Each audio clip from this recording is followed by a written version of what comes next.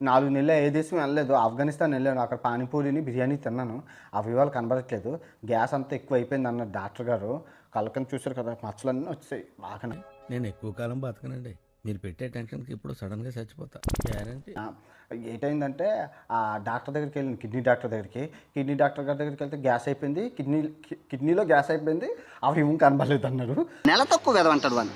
అంటే నెలలో నిండకుండా పుట్టే ఎదవనే నెల తక్కువ వెదవ అంటారు. అవయవాలు కనపడలేదని కూడా అన్నారు. 4 నెలల తర్వాత ఒకే ఒక దేశం వెళ్ళాను. ఆ దేశంలోని అవయవాలు కనబడట్లేదు. అరే ఇదేం మావయ్య పొద్దునే మూసుకేసుకున్నావు, చలిగా ఉందా? భయంగా ఉంది.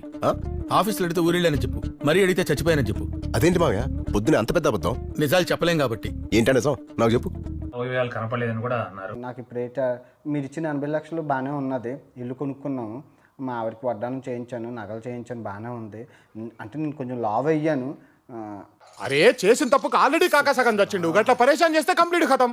అయినా కాకా ఏమైనా కావాలని చేసిండా? కొంచెం అంటే తినేసి పడుకోవడం, సంసారం అంటే తెలుసు కదా, కొంచెం బాధలు. అత్తోరు బాగా చూసుకుంటున్నారు. అత్తోరు హైదరాబాద్లోని. అంటే మన తెలంగాణ లాగా తెలంగాణ మర్యాదలు బాగా చేస్తున్నారు, బాగా పెడుతున్నాడు. బిర్యానీ రోజు పెడుతున్నాడు. అది అందుకే గ్యాస్ ఎక్కువైపోయింది. అవయవాలు కనబడడం మానేసాయి. ఎప్పుడు కనబడుతుంది? ఇదే బాగుంది, ఇంట్లో కూర్చోవడము, అలాగా అసుకేసుకోవడం బాగుంది.